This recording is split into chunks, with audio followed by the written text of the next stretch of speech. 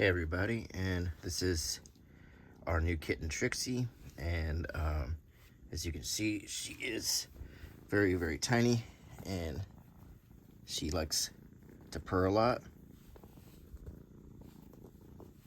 especially when I pick her up. So she will probably make quite a few appearances in this video. So today I'm going to review a souvenir newspaper that you can get in a gift shop in England, like at the Churchill War Rooms or any of the World War II museums. And what this is a whole newspaper. It's a reproduction in plastic.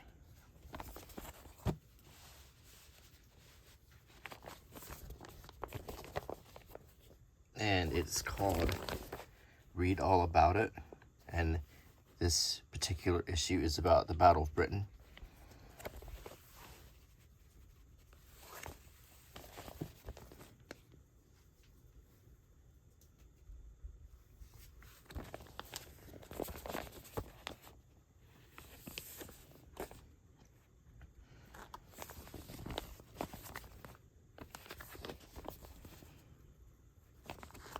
Okay, so I do like the little cardboard part here.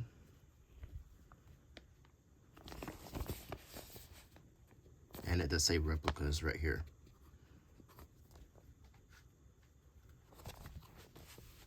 So what I thought we would do is open it up and take a look at the newspaper inside.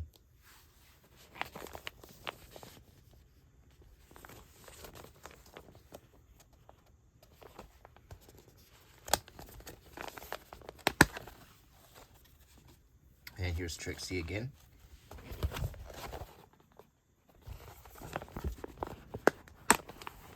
And I'll try to keep the staples away from her. Oh, you are so cute. You are so cute. Listen to that purr. She loves Daddy too. She always is all about whatever I'm doing.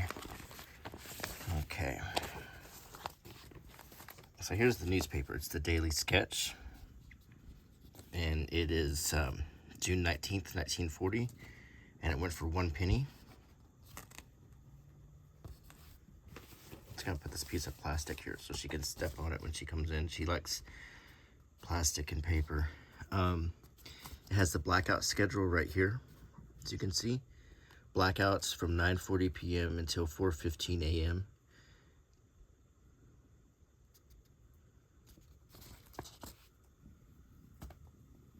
I told you. Okay. Imperial British made typewriters, ad right here. It says, if invaders come, page 5. It says, did you say only 6D? 6, that, I think that is a cheap price, like 6 cents, or pence. I think maybe they mean 60, what would that be? For my British viewers, maybe can fill me in. Yes, I said only 60 for Aaron Moore cigarettes. 10 for 60, 5 for 3D. So, what does D stand for? I know there's pence, pennies. That I would like to know. And I've been to England a lot of times, and I don't know what that means. I've heard quid for pounds. Okay. Battle of Britain. RAF on offensive. Dictators talk for 4 hours. French generals appeal from London. See inside pages. Let us brace ourselves to our duty and so bear ourselves that if the British Commonwealth and Empire lasts for 1,000 years, men will still say this was their finest hour. The premiere last night. Let all the children go to safety. And it shows the children with the tags. I don't know if you ever saw Lion, the Witch, and the Wardrobe, but it kind of reminds me of Narnia a little bit, where they were all had their tags on and their suitcases, and they're ready to be evacuated.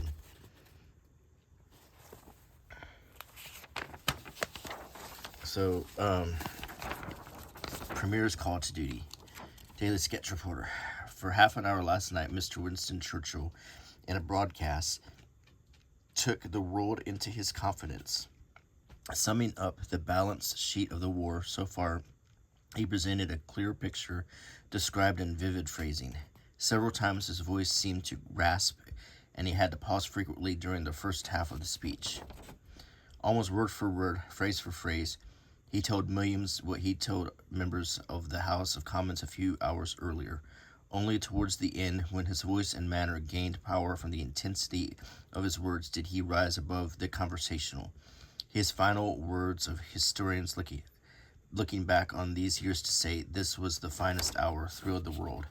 He was confident of the outcome, but warned that the unleashing of the Nazi fury on us, Battle of Britain, he called it, was near. These are the outstanding points from Mr. Churchill's speech. Inquests are futile things, no reclamations. We deal only with the future. We abate none of our demands. Although there is every reason for added vigilance, there is none for panic. The Battle of Britain was about to begin, and on it depended the existence of Christian civilization. Alone, if need be. Of the 400,000 men we sent to France, 350,000, 7/8 are safe back home, with huge masses of stores, guns, and munitions. Whatever happens in France, it makes no difference to the resolve of Britain and the Empire to fight on, if necessary for years, if necessary alone. We have in these islands today a very large and powerful military force, 1,250,000 men plus 500,000 defense volunteers. We are going to call up, drill, and train further larger numbers, and we also have Dominion armies with great equipment and artillery. Invasion would require transport across the sea of hostile armies upon a very large scale. After they had been transported, they would have to be continually maintained with all the munitions and supplies which would be required for continuous battle, and continuous battle it would be. After all, we have a navy, and we are far more capable of meeting invasion today than in the last war. And then we get a little ad for feet. New feet are old. When your feet burn and your corns stab like red hot needles, it is then you need a Rudel Salt's foot bath. Even after one immersion, your feet feel new and refreshed. Soviet seizes Baltic ships.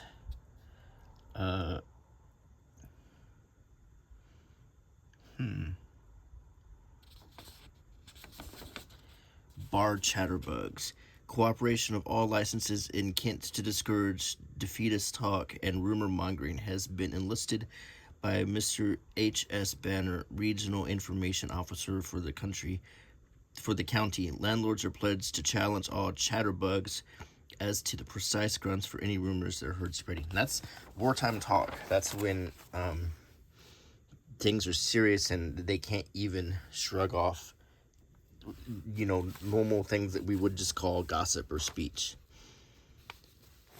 Inside information and Mr. Churchill's offer of union with France reached Bordeaux. We learned half an hour too late. It arrived just after M. Renaud, under pressure, had agreed to resign. If it had reached him earlier, it is believed it would have been accepted and the whole course of events be changed. There have been, wow, look at some of these figures here. In Paris, the Nazi command have established their headquarters at the Ritz Hotel, the only one of the big hotels not open. Our motto is "Let 'em all come." Wow, this is some amazing stuff to read. Really, this is about courage and facing threats, on your feet. It's pretty inspiring to look at this. Hitler and Mussolini decide France's fate. Pétain orders fight on Nazi white flag advances. Marshal Pétain, I believe, became, if he hadn't already done so, became one of the Vichy leaders in France, which meant that he capitulated with the German army, the Nazis. And so he's, I think, before World War II, he was viewed as the greatest officer in the French army, but that definitely changed.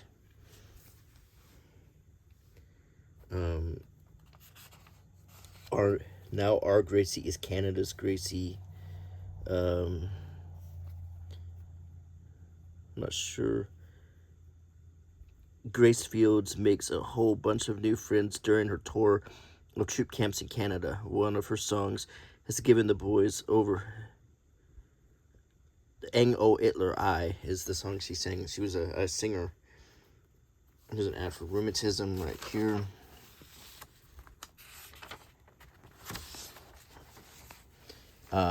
Deto antiseptic, non-poisonous, germicidal.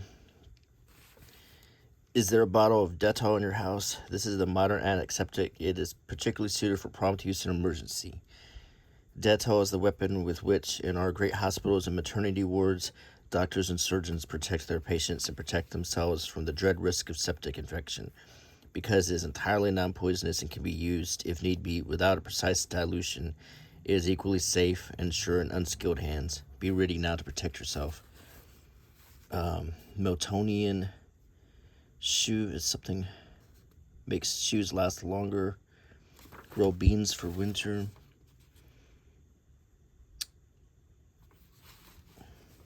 This is how the British Expeditionary Force fought the Nazis. Burnville cocoa. The ads are really amazing to look at. Immediate training for all men fit to fight. Obey these orders in evasion.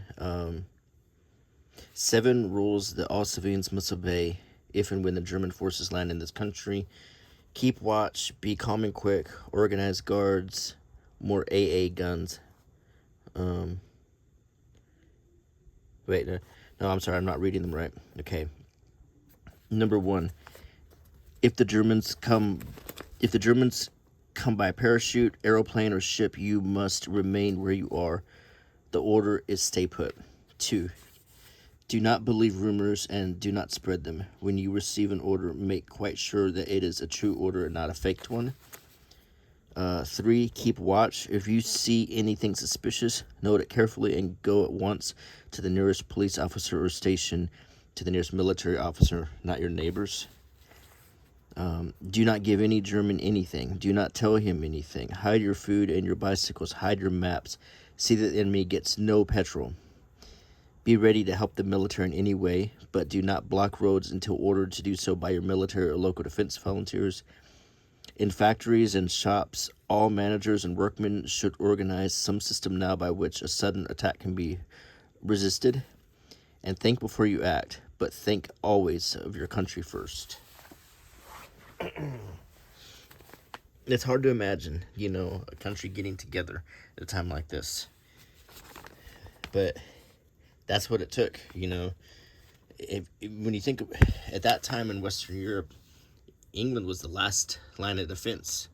They were the last country before all of Western Europe would have fallen. So it's pretty inspiring stuff here.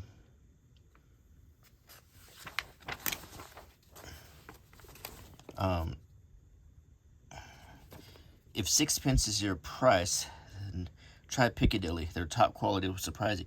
So it says 60, but that means 6 pence. So 10 cigarettes for 6 pence. 20 for 12. Okay, Evening in Paris, perfume, powder, hair cream. Yeah, that's interesting. An Evening in Paris, knowing what's happening with Paris at this time. But look, he's wearing a RAF uniform. And you see his wings right there. We still have a schedule of theater, opera, and ballet.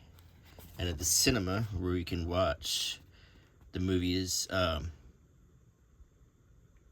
Raimund and Femme du Boulanger, Lost Day with Douglas Fairbanks, Gone with the Wind, Escape to Paradise, Haymarket, Mexican Spitfire. Oh, that was Lupe Villas. Deanna Durbin in It's a Date. Laurel and Hardy in Saps at Sea. Walt Disney's Pinocchio. Gaslight. Ingrid Bergman. It was in the version I know of, at least. Jack Benny, Buck Benny Rides Again. Everything Happens at Night.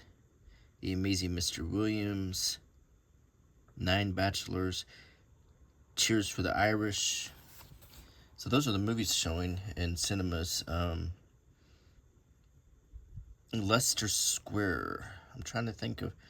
Oh yeah, Odeon. I've actually watched Star Wars in that theater when I was in London. That's just really cool. I can say I've actually been to that theater. I watched the last Star Wars movie there. You can see we have witticisms talking about spring pimples. If your breath has smell, you can't feel well.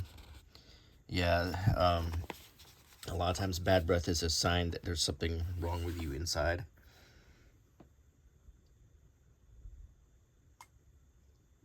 I got some coffee. Call to battlements. As usual, Mr. Churchill yesterday was full of fire and courage and confidence. His words hearten the house. They will also hearten the nation. And man, I can't think of... Like, Churchill was just one of my favorite figures in history. When I went to London, I was really excited to go to the Churchill War Rooms and, learn about him and just sort of vision of what it would be like to have such a strong, powerful leader of a country. So, we have under arms now on this island over 1,250,000 men. And here's some great photographs of British soldiers.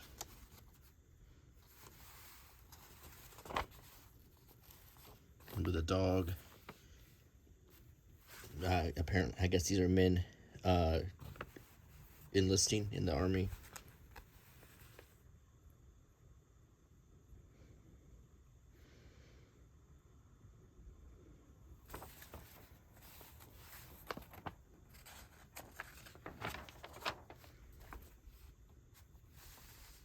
Oh, look at that. It's that squadron leader Niven and his wife. I wonder if that's David Niven. Let me see if I can find...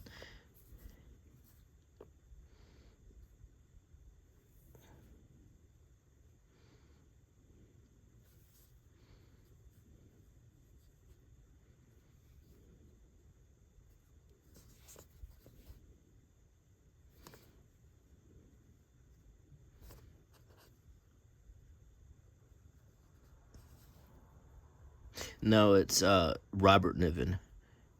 I was like, that didn't look like David Niven. I know David Niven served during World War II, but I think he was also not that young. Macvita is British wheat in its crispest and most delicious form. That wheat crackers.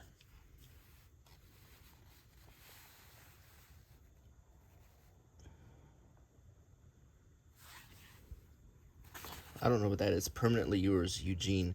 I wonder if that's something that someone paid for and to run in the paper for his Eugene. I don't know. It's a mystery. McLean's toothpaste. Another cigarette ad. Cigarettes were big back then. Du Maurier. Like Daphne du Maurier.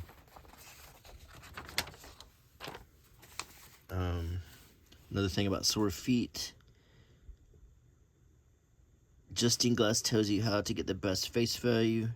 Something about indigestion.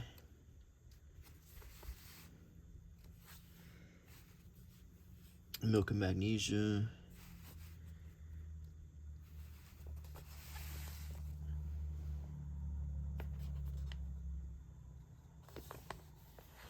Horoscope.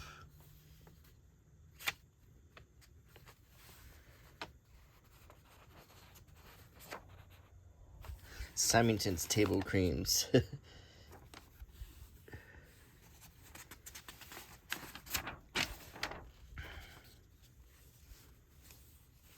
And this is sports section.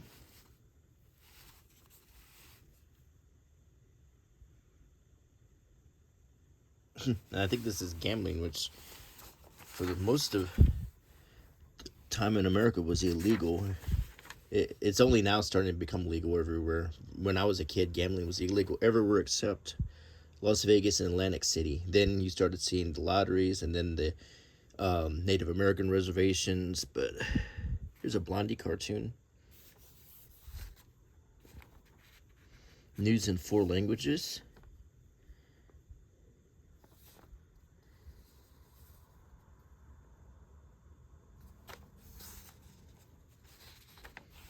And here's the radio guide.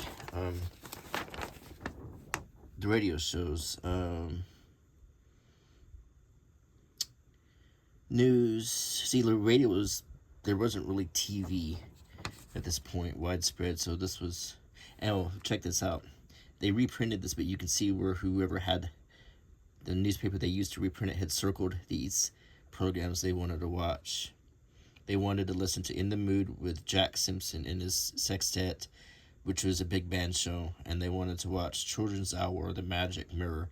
So they circled 2 programs to listen to, not watch. I'm a moron. But the thing is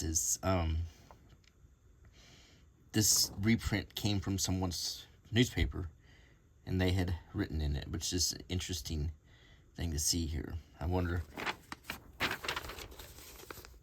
Here is probably where the address would have been stamped when the paper was delivered. Daily Sketch. 5 letters from people who could not sleep. Dr. Cassell's tablets.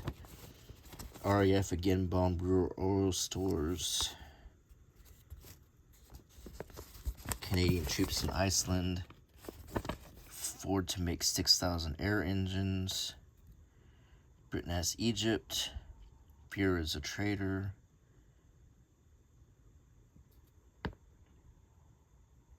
And a first aid ad here. So now I'm going to flip through slowly so you have some time to freeze frame if there's anything you want to see.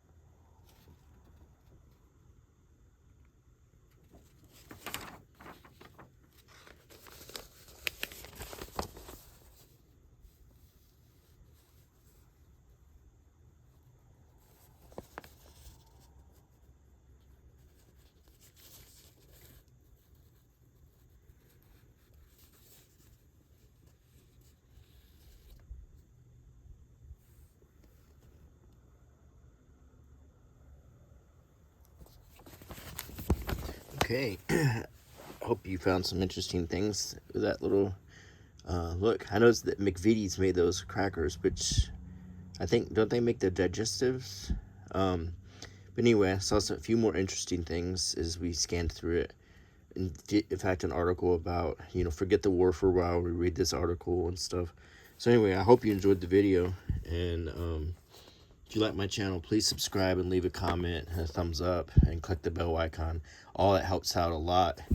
I like to keep these, I like to keep ads from being in the middle so you can just watch without being interrupted.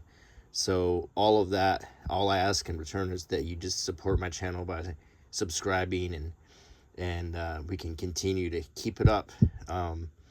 And I hope you enjoyed it, and until next time, bye.